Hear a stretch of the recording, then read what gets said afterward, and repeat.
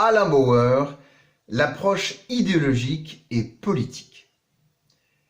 Pour y voir un peu plus clair dans la nébuleuse à Bauer, il faut revenir sur une bataille d'un autre genre qui fit rage entre 2010 et 2015, entre la gauche et la droite, entre les partisans et les opposants de la reconnaissance de la criminologie en France. Arrêtons-nous dans un premier temps sur Laurent Mukiele, directeur de recherche au CNRS, spécialisé dans la sociologie de la délinquance et les politiques de sécurité. Son article de 2012, La criminologie selon le professeur Alain Bauer, petite enquête au CNAM, vaut son pesant d'or. En résumé, Alain Bauer a connu une ascension fulgurante grâce à une incontestable agilité politique et son influence dans la franc-maçonnerie proche des syndicats de police. Ainsi, avec beaucoup d'arrivisme et d'opportunisme, il se rallie aux personnes clés pouvant lui servir et écarte tout obstacle et concurrent. Or, je rivalisais très tôt de notoriété avec lui, comme par exemple à l'occasion de l'affaire Mohamed Merah, où nous étions consultés au même niveau par l'agence Reuters et pour dire sensiblement la même chose sans s'être consultés. Le tueur est en mission, avec toutes les caractéristiques organisées que cela comporte. C'est que nous nous intéressions de près, tous les deux, au profilage du terrorisme, évoqué notamment pour Alain Bauer sur Europe 1, à l'occasion du procès des attentats du 13 novembre, ou pour moi dans un article du magazine Contre-terrorisme de Mohamed Sifawi en 2018 sur le terrorisme hybride.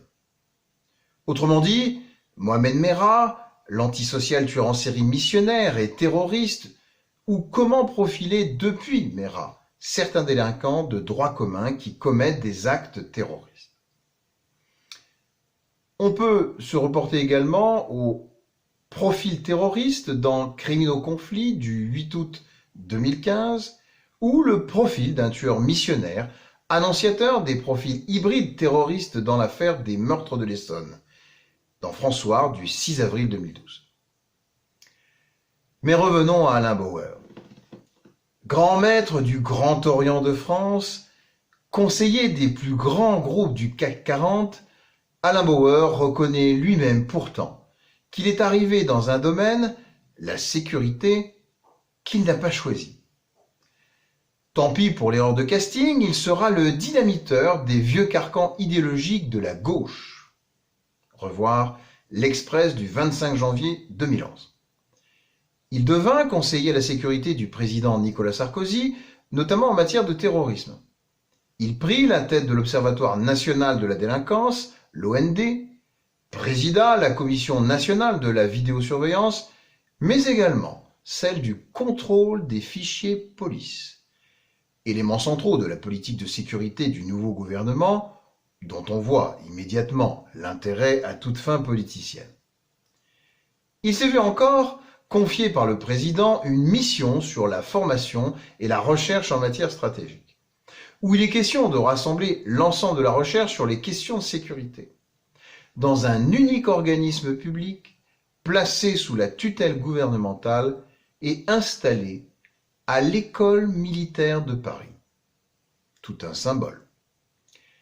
Là précisément où son ancien ami Xavier Hofer, issu de l'extrême droite, ancienne alors, notamment au laboratoire Minos, menace internationale nouvelle d'ordre stratégique, où il supervise les publications au sein du CHEAR, Centre des hautes études de l'armement, qui sera dissous en 2009 et remplacé par l'IHEDN, Institut des hautes études de la défense nationale. Or, c'est de ces structures que part le projet de créer une nouvelle section du Conseil national des universités, reliant sécurité intérieure et conflits internationaux à travers la criminologie. Voir en particulier le blog de Laurent Mukiele, La criminologie, le monde universitaire face à la bande à Bauer, ou encore Le Monde du 11 mars 2012, vous avez dit sécurité? En retour, il faut savoir que c'est Valérie Pécresse, l'actuelle candidate à l'élection présidentielle de 2022, qui créa en 2009 une chaire de criminologie au Conservatoire national des arts et métiers, le CNAM. Puis, le décret présidentiel de Nicolas Sarkozy du 25 mars nomma Alain Bauer professeur de criminologie appliquée au CNAM. Le Monde du 23 janvier 2009, le Nouvel Observateur du 25 janvier 2009, l'Humanité du 11 février 2009, Mediapart du 9 février 2009 actualisé. C'est un véritable fait du prince et une consécration en forme de bras d'honneur pour celui qui adorait bousculer pouvoirs établis et idées reçues. Je me suis, à l'époque, insurgé vivement, surtout après tout ce que je savais de la bande à Bauer.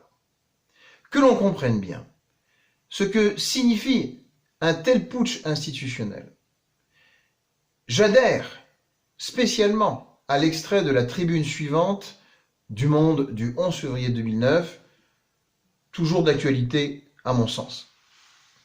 Loin du principe d'autonomie tant vanté pour réformer les universités, cette procédure dérogatoire propre au CNAM permet au ministre de tutelle de créer une nouvelle chaire ex nihilo et de proposer le nom de son premier titulaire. Dans ce cas, point de concours ouvert, comme dans la procédure ordinaire de recrutement des professeurs titulaires de chaire, auquel cas, dans un tel scénario, impossible qui plus est d'accepter la création de la chaire sans accueillir en même temps son premier titulaire, par le fait du prince. Il s'agit donc de la création abrupte et non négociée d'une chaire taillée sur mesure pour Alain Bauer. Pourtant, l'histoire des sciences nous a appris qu'une discipline n'acquiert de crédibilité qu'à la seule condition que son objet soit discuté et stabilisé, et qu'une communauté de pairs s'investisse dans le projet et le reconnaisse comme légitime. La science n'est pas une affaire d'opportunité politique. Valider alors, sans aucune forme de procès, la création d'une chaire au CNAM, lieu de formation et de diffusion des normes professionnelles par excellence, c'est donc avant tout desservir la criminologie française pour de longues années et discréditer toutes celles et tous ceux qui, à un titre ou à un autre, œuvrent dans son champ. Le projet pose d'autant plus problème qu'Alain Bauer souffre d'un fort déficit de légitimité auprès des milieux scientifiques.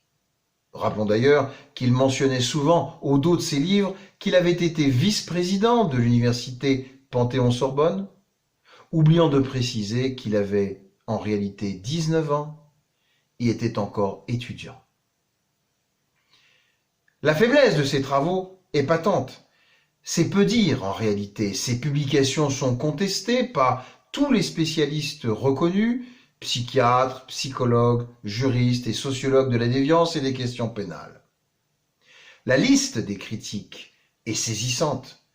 Interprétation fantaisiste, voire tendancieuse, des statistiques. Méthodologie faible, sinon inexistante. Conception limitée et absolument pas consensuelle du champ pertinent de la criminologie. Souci explicite de travailler avant tout en tant que criminologue en faveur de la stigmatisation et de la dénonciation. Voilà qui fait beaucoup pour un spécialiste, entre guillemets, à qui il reviendrait de structurer la criminologie française et de porter haut ses couleurs à l'échelle internationale. Dixit Michel Lallemand, professeur au CNAM, titulaire de la chaire de sociologie du travail, Christine Lazerge, professeure de droit à l'université Paris 1 Panthéon-Sorbonne, mais également Philippe Milburn, parmi d'autres, professeur de sociologie à l'université Versailles-Saint-Quentin. Je reste à leur côté de grand cœur, cela n'a pas changé. Alors, dans cette vaste entreprise de conquête de pouvoir institutionnel et de légitimation scientifique, le duo Bauer-Roffer avait sans aucun doute besoin d'alliés dans le monde de la recherche et de l'enseignement supérieur. Les premiers sont naturellement ceux qui partagent la même orientation politique de l'entourage de Nicolas Sarkozy. La droite dure ou la droite de la droite. Pour ne pas dire parfois l'ultra-droite ou l'extrême droite en filigrane. Ainsi, lorsqu'il s'agira de consulter la communauté scientifique sur le projet de section au Conseil national des universités, la tâche sera officiellement confiée par la ministre Valérie Pécresse, de nouveau, à Christian Vallard, professeur de droit à l'université de Nice, qui appartient à la frange dure de la droite niçoise. Voir Cairn.info du 3 mars 2011, la criminologie en France et ses arrière-plans idéologiques. Ou encore Le Monde du 13 mars 2012. C'est d'ailleurs le même Christian Vallard qui sera le directeur de thèse d'Alain Bauer, une thèse en droit en 2016. Car rappelons-le, il n'avait pas de doctorat lorsqu'il a pris fonction au CNAM. L'Humanité du 15 mars 2012, les partenaires en crime de l'influent Alain Bauer. Également, lorsqu'il s'agit de réfléchir à un président pour la future section de criminologie, le petit groupe se tourne vers Yves Roucaute, professeur de sciences politiques à l'université Paris-Ouest, Nanterre-La Défense, ce dernier étant un ardent défenseur de Nicolas Sarkozy, un ardent partenaire de Xavier Hofer, l'extrémiste de droite, de même qu'un ardent défenseur de l'intervention américaine en Irak. C'est aussi lui qui est l'auteur du discours de Claude Guéant sur les civilisations qui ne se valent pas. Revoir Libération du 17 mars 2012.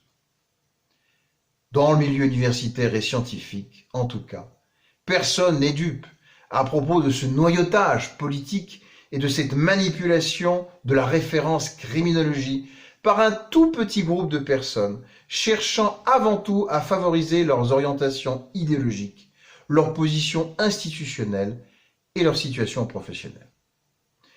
C'est tout ce que j'exècre. Travestir la criminologie en marché à la conquête du pouvoir, affairiste et autoritariste au bout du compte. Heureusement, le changement de majorité en 2012 limita la casse. Alain Bauer perdit la présidence de l'Observatoire national de la délinquance et la ministre socialiste de l'enseignement supérieur, Geneviève Fiorasco, supprima la section criminologie au CNU. Rappelons qu'elle avait d'ailleurs été impulsée par son prédécesseur Laurent Wauquiez, issu bien entendu de la droite, pour qu'il ne tombe pas entre de mauvaises mains. Non pas que l'échec de la création d'une UFR section de criminologie réjouit et me réjouit, car j'ai toujours encouragé le consensus scientifique dans la collégialité pluridisciplinaire pour y parvenir. C'est pour moi un préalable nécessaire. L'assise fondamentale de la professionnalisation des criminologues en France. De ce point de vue, je n'étais pas d'accord avec Laurent Mucchielli, qui semblait se refuser à tenter quoi que ce soit pour la reconnaissance de la criminologie, parce qu'elle serait la revendication exclusive, sinon dominante, d'idéologues sécuritaires et dangereux en France. Sans doute d'ailleurs que j'avais pu être moi-même amalgamé un temps avec de tels personnages, au vu de mon parcours au département de recherche des menaces criminelles et contemporaines, co-animé par Xavier Hofer extrémiste de droite, et Alain Bauer, nous le savons, ce qui n'avait pas dû arranger mon cas. Mais bien d'autres approches en criminologie que celle de la bande à Bauer avaient été menées en France. Les réflexions d'ailleurs autour du projet de section en criminologie l'ont rappelé avec force. Mais il est vrai que j'avais été clairement abusé par le DRMCC, que j'ai maudit une telle équipe dès que j'ai compris que je n'avais strictement rien à voir avec de telles perversions intellectuelles. Ce qui n'empêcha pas, bien sûr, Alain Bauer de poursuivre sa route avec le même opportunisme. Il devint l'intime de Manuel Valls, ministre de l'Intérieur entre 2012 et 2014, puis Premier ministre de 2014 à 2016. Revoir l'Express du 27 juin 2012, le cas échéant. Changer de camp pour rester dans les coulisses du pouvoir ne lui a jamais posé de problème. N'oublions pas qu'il fut de la même manière conseiller du Premier ministre Michel Rocard, où il rêvait déjà d'être conseiller pour l'enseignement supérieur et où ses dérives sécuritaires étaient dénoncées au Parti socialiste. Revoir notamment Les Marchands de la peur de Mathieu Rigouste. L'ami de toujours. N'oublions pas également Stéphane Fuchs, le spécialiste de la communication et de l'influence, et est également à l'orée du bois, si besoin, pour rebondir. Revoir Le Monde du 26 novembre 2012. Et c'est pourquoi Laurent Mukeli a raison d'avertir, dès 2014, je cite, « Les ennemis sécuritaires et répressifs ont perdu une bataille, mais pas la guerre. On n'est jamais à l'abri d'une alternance politique. » Cela est plus que jamais d'actualité.